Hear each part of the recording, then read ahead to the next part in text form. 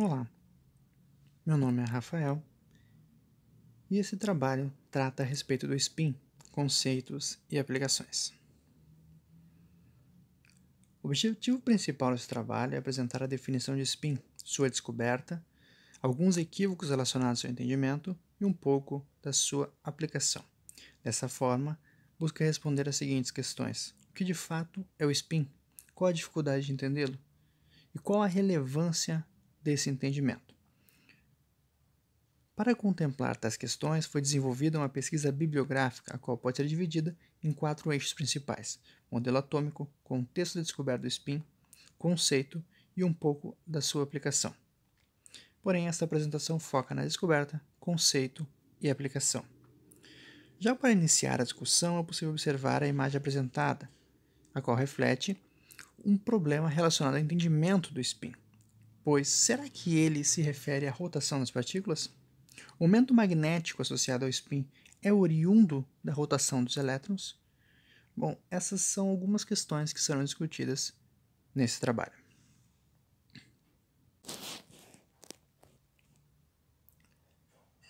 Em relação à descoberta, em 1922 foi publicado o experimento de Stern-Gerlach, o qual é simulado nessas imagens.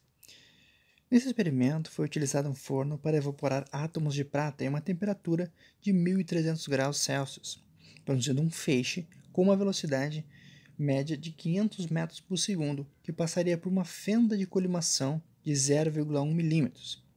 Na sequência, esse feixe entrava em uma região com um gradiente de campo magnético de 1000 Tesla por metro, e ao final do percurso, os átomos eram depositados em uma placa de vidro. Esse experimento visava testar a quantização espacial e a quantização do momento angular de átomos neutros. Em relação à ideia de quantização, ela já é inserida no modelo atômico de Bohr, em 1913, o qual usou a teoria de Planck de que a energia não seria emitida continuamente, mas em pequenos pacotes, chamados quântons. E posteriormente, em 1916, Sommerfeld aperfeiçoou esse modelo.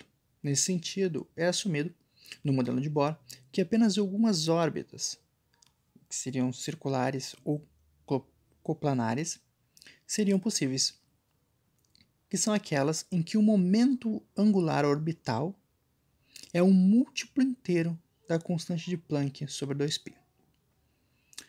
Já Sommerfeld inclui a possibilidade de órbitas elípticas e a relatividade restrita, ao postular que o elétron se movia a uma velocidade próxima da luz.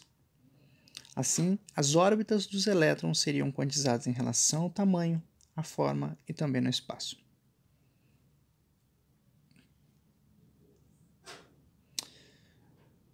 Mas, para compreender melhor o experimento, é necessário atentar para a distribuição eletrônica do átomo de prata. Conforme observado nessa imagem, ele possui 47 elétrons, sendo um elétron na camada de valência.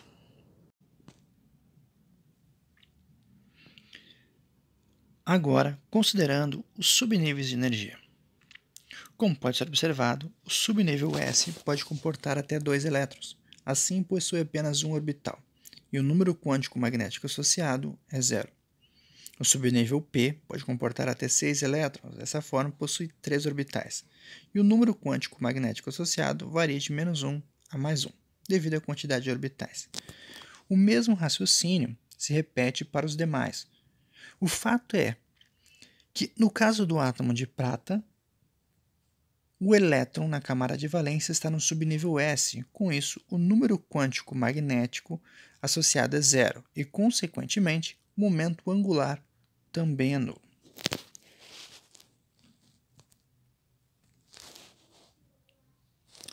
Na época do experimento, supunha-se que o momento magnético era advindo do movimento orbital do elétron de valência, o que se mostrou como um equívoco, pois com o gradiente de campo magnético desligado, o efeito observado na placa de vidro foi uma distribuição contínua, como pode ser observado nessa imagem.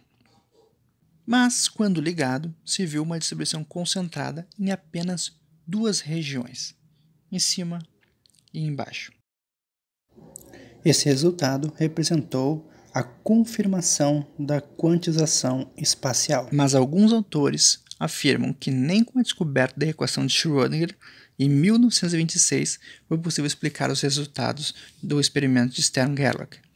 Na tentativa de explicar, Pauli, em 1924, postulou que existiria um momento angular intrínseco das partículas atômicas, o que posteriormente foi chamado de spin. E esse momento angular intrínseco, posteriormente, em 1928, teve sua existência confirmada teoricamente com a mecânica quântica relativística de Paul Dirac. Ainda, expandindo o raciocínio, cabe questionar: afinal, a origem do momento magnético é a rotação? Muitas vezes, a visão clássica de que o movimento de uma partícula carregada em torno do seu próprio eixo gera momento magnético é associada ao spin. Porém, um estudo divulgado em 2012 dos autores demonstrados evidencia que o giro do elétron responsável pelo momento magnético exigiria velocidades próximas à da luz, o que faria com que o elétron se deteriorasse em aproximadamente 6,3 vezes 10 elevado a menos 31 segundos. E ainda, cabe evidenciar que o nêutron possui spin e momento magnético, mas não possui carga. Já o neutrino possui spin, mas não possui carga e momento magnético. Esses fatos deixam claro que o spin é uma propriedade intrínseca das partículas e, dessa forma, não depende do movimento.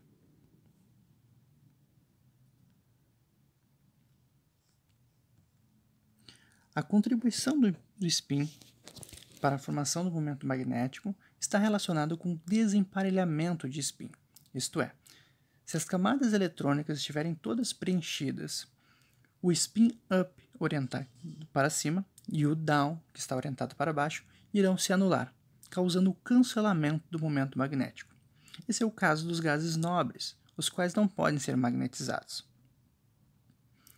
Tendo em vista que os nêutrons, assim como os prótons, são formados por quarks, já no caso dos nêutrons, são formados por dois quarks down, que possuem carga de menos 1/3, e um quark up, que possui carga de mais 2/3, resultando em uma carga total igual a 0,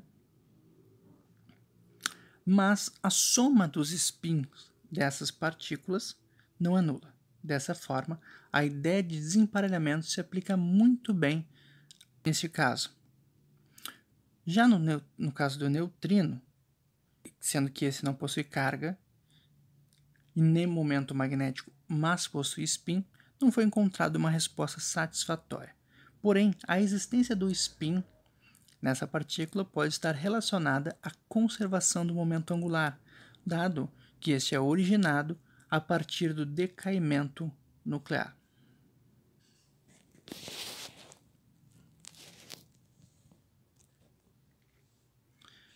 Embora o elétron não rotacione, muitas vezes é tratado dessa forma, para fazer ilustrações e para simplificar.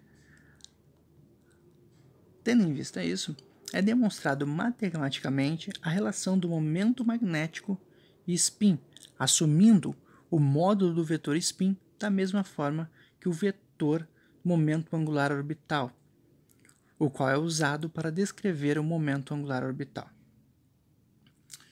Como pode ser observado, o módulo vetor do momento angular é dado pela raiz quadrada do momento angular vezes o momento angular mais 1 vezes h cortado, que é a constante de Planck sobre 2π.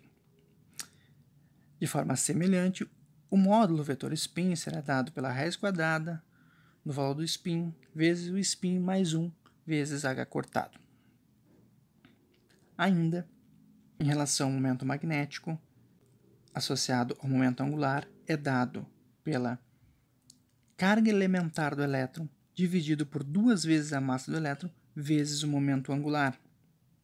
A carga elementar do elétron sobre 2 vezes a massa do elétron é igual ao magnéton de Bohr, o qual vale 9,27 vezes 10 elevado a menos 24 Joule por Tesla. Agora, aplicando esse momento angular em relação ao spin, o resultado será raiz de 3/4 vezes o magnéton de Bohr, uma vez que o spin do elétron vale meio. Porém, medidas mais precisas mostram que o momento magnético intrínseco do elétron é menos o valor do spin vezes o fator G vezes o magnéton de Bohr.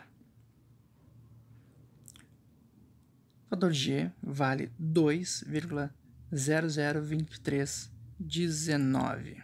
Essa nova formulação é devido ao fato do spin do elétron não ser um número inteiro com o momento angular, evidenciando que a rotação do elétron, como sugere o modelo clássico, não deve ser tomada literalmente. Em relação à aplicação, é possível salientar que os estudos sobre spin possibilitaram o desenvolvimento de uma nova área, a spintrônica, a qual busca compreender os fenômenos de transporte de spin em sólidos, unindo eletrônica e spin. Tumeleiro, em uma palestra em 2018, destaca que uma relevância desse estudo está contida nos problemas destacados, como limite quântico, calor dissipado e limite de armazenamento. Nesse sentido, é necessário compreender que atualmente um chip de computador contém cerca de 20 bilhões de transistores, sendo cada um com cerca de 30 nanômetros, o que faz com que a tecnologia esteja caminhando para um limite quântico, onde os fenômenos de transporte que regem os transistores não funcionem mais. Esses transistores emitem calor, ou seja, quanto maior a quantidade, mais calor dissipado, o que também leva a um limite. Ainda, há a limitação relacionada à quantidade de informação armazenada, sendo que atualmente um disco é possível armazenar cerca de 500 GB por polegada quadrada, sendo cada bit de aproximadamente 20 nanômetros. Nesse caso, um bit menor não pode ser armazenado. Nesse sentido, a spintrônica surge como uma alternativa que pode substituir a eletrônica. Nesta, a carga dos elétrons se constitui como a informação, a qual é transmitida, armazenada e processada através da corrente elétrica. Já no caso da spintrônica, o spin se constitui como a informação, ocorrendo a transmissão, processamento e armazenamento por meio de corrente elétrica polarizada. Dessa forma, com o avanço desses conhecimentos, a tecnologia pode continuar evoluindo. Ainda, cabe destacar a relevância do estudo a respeito do spin para a física de partículas. A figura demonstrada mostra a divisão entre férmions e bósons, sendo que os férmions possuem spin fracionário e os bósons spin inteiro.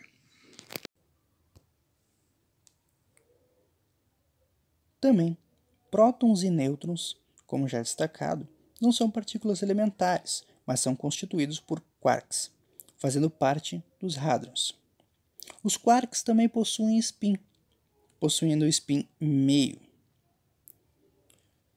Porém, considerando que tanto prótons quanto nêutrons são constituídos por 3 quarks, surge um problema. Como é possível conciliar a existência desses elementos com o princípio da exclusão de Pauli? Isto é, se houvessem 2 quarks, um poderia estar orientado para cima e o outro para baixo, o que estaria de acordo com o princípio da exclusão. Mas como é possível haver um terceiro quark associado? Para resolver esse problema, o físico Greenberg sugeriu que os quarks possuem uma propriedade que chamou de cor. A cor seria similar à carga elétrica, exceto pelo fato de que pode ocorrer em 3 variedades: vermelho, verde e azul. Essas cargas cor são chamadas coletivamente de cargas coloridas. Dessa forma, cores similares se repelem, e cores diferentes se atraem, fazendo com que os quarks de hadrons, como prótons e nêutrons, possuam cores diferentes. E para que haja a interação entre os quarks, age sobre essas partículas a força forte, a qual é mediada pelo gluon. Mais precisamente, a interação ocorre a partir do intercâmbio de cores por meio da troca de gluons. No lado direito, é mostrado um exemplo de que um quark vermelho pode se tornar azul a partir da emissão de um gluon que possua cor vermelho menos azul. Dessa forma, também fica claro que o próprio gluon possui cor. Em suma, o spin se trata do momento angular intrínseco das partículas, sendo uma propriedade inerente, assim como a massa ou a carga. O conceito de spin surge com a física moderna e, dessa forma, não possui análogo clássico. O spin também possui potencial para propiciar o desenvolvimento tecnológico e ampliar o entendimento a respeito da matéria, por meio do entendimento das propriedades da mesma e da necessidade de novas explicações ou teorias quando há pressupostos que divergem ou não podem coexistir, como no caso do princípio da exclusão e a existência dos hadrons. Obrigado.